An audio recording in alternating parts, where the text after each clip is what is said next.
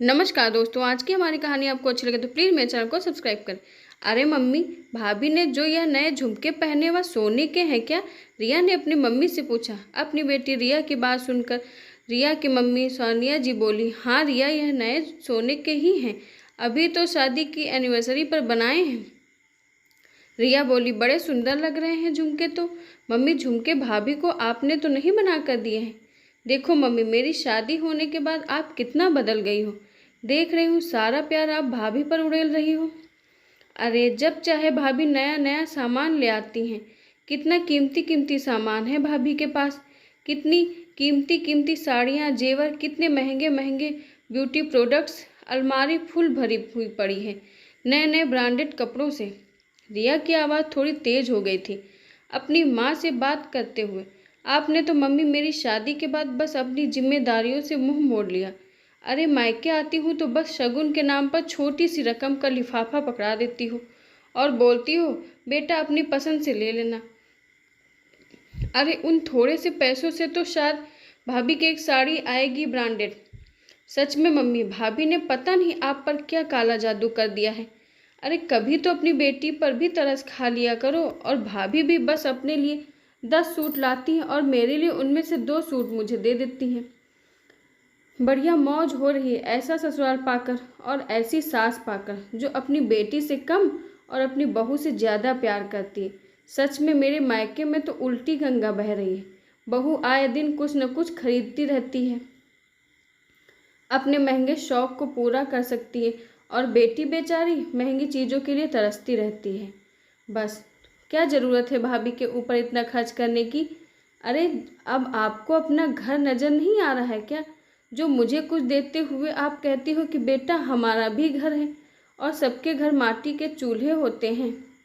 बेटियों को तो रीत रीत पर ही दिया हुआ अच्छा लगता है। अपनी बेटी की ऐसी भड़काऊ बातें अपनी बहू के प्रति सुनकर सोनिया जी अब गुस्से से तिलमिला उठी थी। उन्होंने अपनी बेटी रिया को जोर से कहा, बस कर रिया, कुछ भी बोले जा रही है। अरे तुझे तेरी भाभी के यह जो महंगे महंगे शौक दिख रहे हैं ना, जिनको वह आए दिन पूरा करती है, उसके लिए उसने दिन रात मेहनत करी है, अपनी पढ़ाई पूरी करी है, अपनी रातों की नींद गंवाकर दिन रात एक करके कामयाबी पाई है।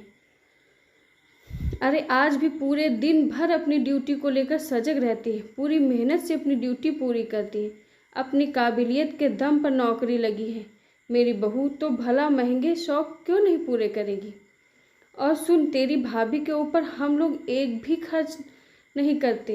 हमारे पास इतने पैसे भी नहीं है, तुझे पता है सब अच्छे से। अरे यह सब चीज़ें तो तेरी भाभी अपने दम पर पूरा करती है, और साथ में हम लोगों की ख्वाहिशों का पूरा ध्यान रखती है, और साथ में तेरा भी।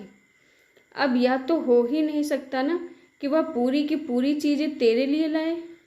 अरे तुझे कायदे के साथ ही हर चीज़ मिल सकती है। अपनी भाभी की चीज़ों पर नज़र न लगा। रिया कितना बोला था तुझे पढ़ ले, लिख ले, ताकि अपने पैरों पर खड़ी हो सके। पर नहीं, तेरा ध्यान तो पढ़ाई लिखाई में था ही नहीं। हमारे बार बार समझाने पर हम पर ही गुस्सा हो जाती थी और बोलती थी, आप लोगों को कोई मतलब नहीं है मेरी पढ़ाई से। मैं देख लूँगी मेरा, आपसे कुछ नहीं मांगूंगी, सब कुछ अपना देख लूँगी। बस सारे दिन रील बनाने पर ध्यान था तेरा। क्या हुआ रील बनाकर? कौन सा तूने आसमान जीत लिया? कौन सा तेरी समाज में वाहवाही हो गई? अरे जब लड़की कुछ न करे तो माँ बाप तो फिर वही लगता है कि अपनी जिम्मेदारी को पूरा कर दे बस।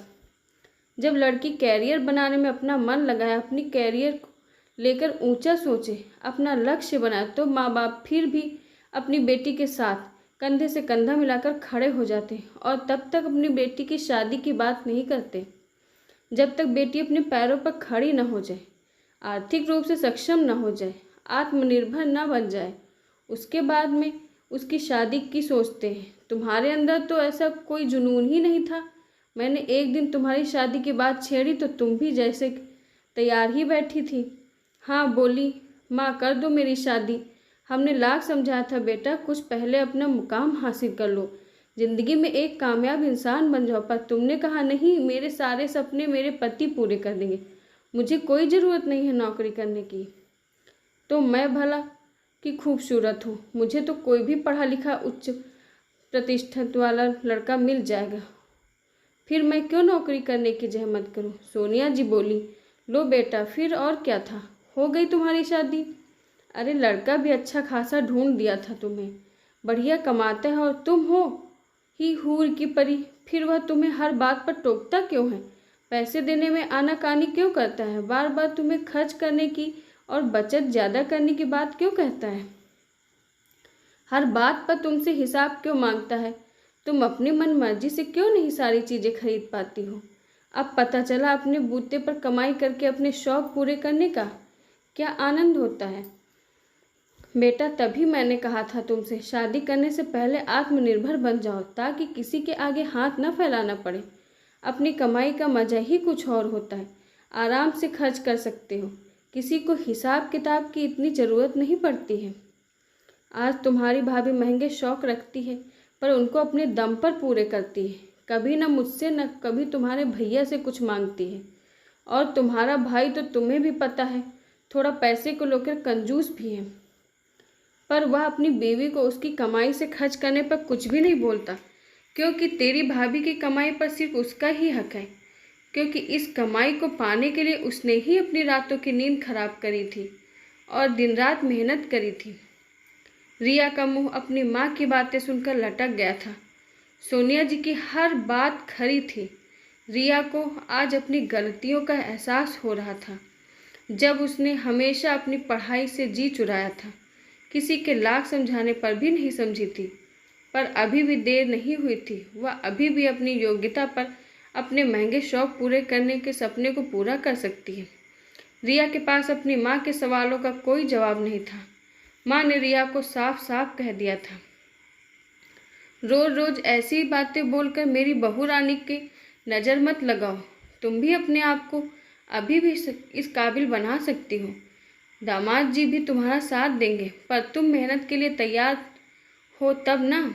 रिया को आज शिक्षा का महत्व समझ में आ गया था। एक शिक्षा ही हमें दूसरों की नज़रों में उठा सकती है और अपने सपनों को पूरा कर सकती है।